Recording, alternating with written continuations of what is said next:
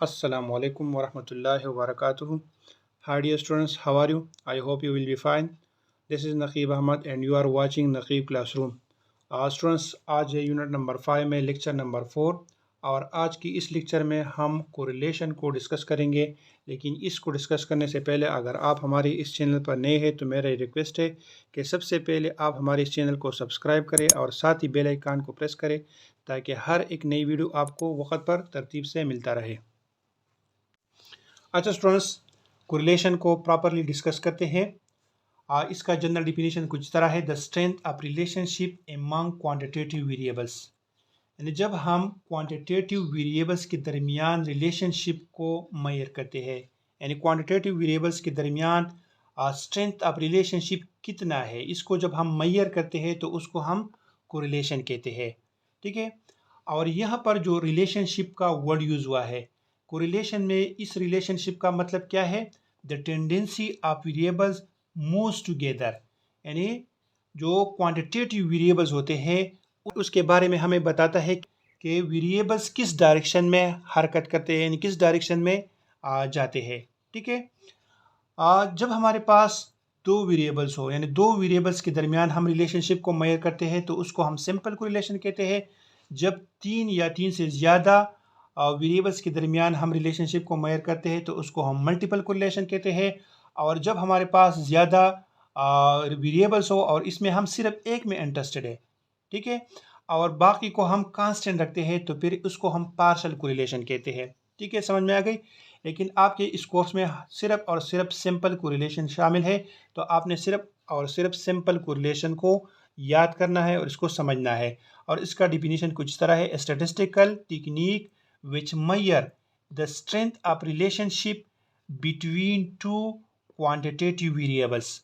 यानी जब हम दो क्वांटिटेटिव वेरिएबल्स के दरमियान रिलेशनशिप को मेजर करते हैं, ठीक है, तो ऐसी टेक्निक को, ऐसी स्टैटिस्टिकल टेक्निक को हम क्या कहते हैं, सिंपल कोरिलेशन।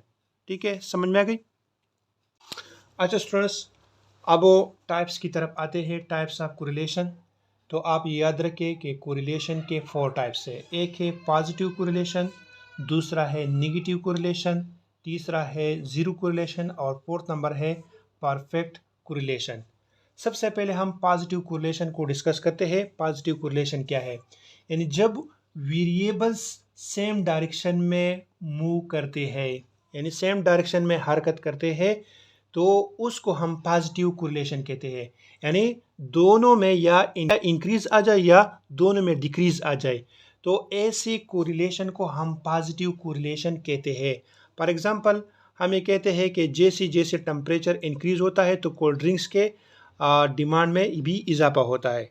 ठीक है, तो ये एक एग्जांपल है पॉजिटिव कोरिलेशन के। इसी तरह एक बंदा जितना ज़्यादा सिगरेट पीता है तो उसको उतना ही ज़्यादा चांसेस है हार्ट डिजीज़ के। ठीक है, तो ये ऐसे एग्जांपल है जो पॉजिटिव कोरिलेशन से रिलेटेड है। अब है negative correlation, moving N opposite direction. यानी जब दो वेरिएबल्स हो और दोनों वेरिएबल्स क्या हो, आपस में अपोजिट डायरेक्शन में हरकत करते हो, आपस में अपोजिट डायरेक्शन में मूव करते हो, तो ऐसी कोरिलेशन को हम नेगेटिव कोरिलेशन कहते हैं। यानी एक इस साइड पे जाते हो और दूसरा इस साइड पे हो। ठीक है, यहाँ पर देखे ये एक डायग्रामेटिकल एग्जांपल है नेगेटिव कोरिलेशन के। समझ में आ गई। यानी एक में अगर इंक्रीज आ जाए और दूसरे में डिक्रीज आ जाए तो ऐसी कोरिलेशन को फिर क्या कहते हैं, नेगेटिव कोरिलेशन। फॉर एग्जांपल, जैसे जैसे टेम्परेचर इंक्रीज होता है तो गर्म कपड़ों की डिमांड में कमी आती है। इसी तरह एक और एग्जांपल है, जैसे जैसे एक गाड़ी है उसकी उम्र ज़्यादा होती है तो उसके रीसेल प्राइस में कमी आती है। एक और एग्जांपल है, एक बंदा है जितना उसका एक्सपीरियंस ज़्यादा होता है तो उससे मिस्टेक्स कम होते हैं। ठीक है, यानी मिस्टेक्स के चांसेस कम होते हैं। तो ये हमारे पास क्या है, नेगेटिव कोरिलेशन है। अच्छा जी, अब आते हैं ज़ीरो कोरिलेशन की तरफ। तो ज़ीरो कोरिलेशन वो कोरिलेशन है जब वेरिएबल्स के दरमियान बिल्कुल रिलेशन ही ना हो। ठीक है, तो ऐसी कोरिलेशन को हम ज़ीरो कोरिलेशन कहते हैं। यानी दो वेरिएबल्स के दरमियान किसी किस्म का रिलेशन ना हो तो उसको हम ज़ीरो कोरिलेशन कहते हैं। फॉर एग्ज़ाम्पल, एक बंदा है, एक स्टूडेंट है, उसका सर है और सर जितना बड़ा है या जितना छोटा है, और हम उसका कंपैरिजन या उसका रिलेशनशिप उसके मार्क्स के साथ करते हैं, तो ये तो उसके सर का उसके मास के साथ कोई ताल्लुक नहीं है, तो उसको हम क्या कहते हैं, जीरो कोरिलेशन। इसी तरह गर्म कपड़ों की पेरोख है और बाटा शूज़ की पेरोख है, तो बाटा शूज़ और गर्म कपड़ों का आपस में कोई ताल्लुक नहीं है, ठीक है, तो ये हमारे पास क्या है, जीरो कोरिलेशन है। इसी तरह एक सिटी है, उसमें वाइट कैट है यानी सफ़ेद बिल्ली है, और रोड साइड एक्सीडेंट्स है, तो एक्सीडेंट का बिल्ली के साथ किसी किस्म का रिलेशन नहीं है, तो इसको हम क्या कहते हैं, नो रिलेशनशिप यानी जीरो कोरिलेशन, ठीक है। नेक्स्ट है फोर्थ नंबर, परफेक्ट कोरिलेशन। अब परफेक्ट कोरिलेशन क्या है, constant change in both variables, यानी हमारे पास दो वेरिएबल्स होते हैं, तो दोनों वेरिएबल्स में कांस्टेंट चेंज जब आ जाए तो उसको हम क्या कहते हैं, परफेक्ट कोरिलेशन। यहाँ पर इस एग्जांपल की तरफ देखें, ये हमारे पास x है, ये y है, दो वेरिएबल्स है, दोनों वेरिएबल्स की तरफ देखें, ये हमारे पास क्या है, 2 4 6 8, और इसमें है 5 8 11 और 14। तो अगर यहाँ पर आप देखें, यहाँ पर दो वैल्यूज का इजाफा हुआ है, ठीक है, यहाँ पर तीन वैल्यूज का इजाफा हुआ है, यानी यहाँ पर कांस्टेंट चेंज आया है, दोनों में कांस्टेंट चेंज आया है, यहाँ पर 2 और यहाँ पर 3 का इजाफा हुआ है, ठीक है। तो इस किस्म के कोरिलेशन को हम परफेक्ट पॉजिटिव कोरिलेशन कहते हैं, ठीक है, यानी दोनों में इजाफा आया है, ठीक है। अब यहाँ पर आप देखें, ये हमारे पास है 1 2 3 4, और y है 20 15 10 एंड 5। यहाँ पर एक एक वैल्यू का इजाफा आया है, और यहाँ पर 5 वैल्यू का कॉन्स्टेंटली कमी आई है, ठीक है। अब यहाँ पर क्या है, यहाँ पर इजाफा आया है, यहाँ पर कमी आई है, यानी दोनों क्या है, अपोजिट डायरेक्शन में है। यहाँ पर कांस्टेंट चेंज आया है लेकिन अपोजिट डायरेक्शन में आया है, तो इसको हम क्या कहते हैं, परफेक्ट नेगेटिव कोरिलेशन, ठीक है, समझ में आ गए। तो ये थे कोरिलेशन के टाइप्स। अच्छा स्टूडेंट्स, अब कोरिलेशन को मेजर करने के लिए एक फार्मूला की ज़रूरत होती है, ठीक है, क्योंकि हमारे पास न्यूमेरिकल डेटा होती है, और न्यूमेरिकल डेटा से जब हम कोरिलेशन को मेजर करते हैं तो उसके लिए जो प्रोसीजर यूज़ होता है उसको हम कोएफिशिएंट ऑफ कोरिलेशन कहते हैं, ठीक है। और इसके लिए कार्ल पियर्सन ने एक फार्मूला इंट्रोड्यूस किया है, और उसको हम Pearson product moment coefficient of correlation कहते हैं।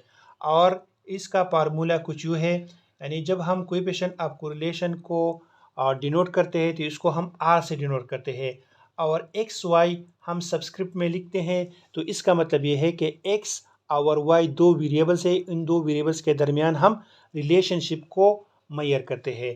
तो r x y is equal to summation x minus x bar into y minus y bar divide by summation x minus x bar whole square into summation y minus y bar whole square square root, और ये इसका interval है, यानी ये जो are है इसकी जो वैल्यू आती है न्यूमेरिकल वैल्यू, वो हो -1 एंड टू 1, यानी इन दोनों के दरमियान आ सकते हैं, या -1 आ सकता है, या 1 इसकी वैल्यू आ सकती है, या इसके दरमियान वैल्यू आ सकती है, ठीक है। तो ये इसके लिए आपने इंटरवल याद करना है। इसके अलावा ये फार्मूला भी आप यूज़ कर सकते हैं, r x y is equal to n summation x y minus summation x n to summation y divide by n summation x square minus summation x whole square n to n summation y square minus summation y whole square square root.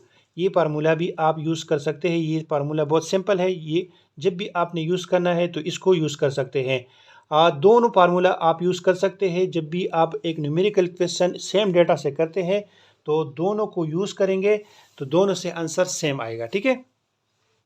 यहाँ पर अब ये याद रखें कि जब हमारे पास इसकी वैल्यू यानी आर की वैल्यू ज़ीरो आ जाए, ज़ीरो आ गई, तो मतलब ये है कि देयर इज़ नो रिलेशनशिप, ठीक है। अगर इसकी वैल्यू हमारे पास क्या आ गई, ज़ीरो से ग्रेटर आ गई, तो हम ये कहेंगे कि यहाँ पर कोरिलेशन है लेकिन पॉजिटिव कोरिलेशन है, ठीक है। और अगर हमारे पास इसकी वैल्यू ज़ीरो से लेस आ गई तो हम कहेंगे कि निगेटिव कोरिलेशन है। और अगर यहाँ पर वैल्यू क्या आ गई, -1, तो हम कहेंगे कि परफेक्ट निगेटिव है, और अगर इसकी वैल्यू यानी आर की वैल्यू 1 आ जाए तो हम ये कहेंगे कि ये हमारे पास क्या है, परफेक्ट पॉजिटिव कोरिलेशन है। ठीक है, समझ में आ गई। अब हम इस फार्मूला को यूज़ करके एक न्यूमेरिकल क्वेश्चन करते हैं तो आप सबको क्लियर हो जाएगा। अच्छा स्टूडेंट्स, अब हम एक न्यूमेरिकल क्वेश्चन सॉल्व करते हैं। क्वेश्चन कुछ यूँ है कि हमें x की वैल्यूज़ दी गई है और y की वैल्यूज़ दी गई है, और क्वेश्चन में कहते हैं कि आपने product, moment of coefficient of correlation x और y के दरमियान फाइंड करना है। लेकिन इसके लिए आपने शॉर्टकट मेथड का फार्मूला यूज़ करना है। तो आप याद रखें कि ये जो फार्मूला है ये हमारे पास क्या है, शॉर्टकट फार्मूला है। ठीक है, यानी शॉर्टकट मेथड फार्मूला ये है, और इसके अलावा जो दूसरा फार्मूला है उसको हम डायरेक्ट मेथड फार्मूला कहते हैं। तो आपने इस फार्मूला की मदद से कोएफिशिएंट ऑफ कोरिलेशन को फाइंड करना है। तो अब यहाँ पर ये फार्मूला है और इस फार्मूला की मदद से हम यहाँ पर कैलकुलेशन करते हैं। यहाँ पर हमें n दिया गया है, तो सबसे पहले आपने n निकालना है। n हमारे पास क्या है, 5 वैल्यूज़ है, तो यहाँ पर आपने 5 को पुट करना है। यहाँ पर है x और y को मल्टीप्लाई करें, तो x ये है और y ये है, इन दो कॉलम्स को आपस में आपने मल्टीप्लाई करना है, तो ये कॉलम आ जाएगा और फिर इसको ऐड करना है, तो यहाँ पर 88 आ जाएगा, तो इसको यहाँ पर पुट करेंगे। ठीक है, यहाँ पर क्या है, समेशन x और समेशन y, यानी x को ऐड करना है और y को ऐड करना है, तो यहाँ पर इन वैल्यूज़ को पुट करना है। फिर यहाँ पर नीचे है n, तो n की जगह 5। ठीक है, और समेशन x स्क्वायर, यानी x का आपने स्क्वायर लेना है। ये हमारे पास क्या है, x है, तो इनका क्या करना है, स्क्वायर लेना है। तो यहाँ पर एक और कॉलम हम बनाएंगे, इसका स्क्वायर लेंगे और इसको आखिर में ऐड करेंगे, तो यहाँ पर इसकी वैल्यू को पुट करेंगे। ठीक है, फिर यहाँ पर माइनस समेशन x हमारे पास क्या है, 15 है, तो इस 15 को यहाँ पर हम पुट करेंगे और इसका स्क्वायर लेंगे। ठीक है, फिर हमारे पास क्या है, n 5 है और समेशन y स्क्वायर, यहाँ पर क्या है, समेशन y स्क्वायर है, तो हमने सबसे पहले y का स्क्वायर लेना है, यानी इसका स्क्वायर लेना है। इस कॉलम में इसका स्क्वायर लेंगे और इसको आखिर में ऐड करेंगे, तो ये वैल्यू हमारे पास आ जाएगी। ठीक है, और minus summation y whole square, तो y की वैल्यू हमारे पास क्या है, समेशन y की 25 है, तो इसको हम यहाँ पर ऐड करेंगे, इसका स्क्वायर लेंगे। तो जब इसकी हम कैलकुलेशन करते हैं तो इसकी वैल्यू आखिर में आपके पास आ जाएगी 0.81। ठीक है, और ये 0.81 जो है ये हमारे पास क्या है, 0 से ग्रेटर है, तो इसको हम पॉजिटिव कोरिलेशन कहते हैं कि x और y के दरमियान क्या है, पॉजिटिव कोरिलेशन है। ठीक है, समझ में आ गई। तो ये था आज का लेक्चर कोरिलेशन के बारे में। उम्मीद है कोरिलेशन आप सबके समझ में आया होगा। इंशाल्लाह नेक्स्ट लेक्चर में फिर मुलाकात होगी, तब तक के लिए अल्लाह हाफिज़।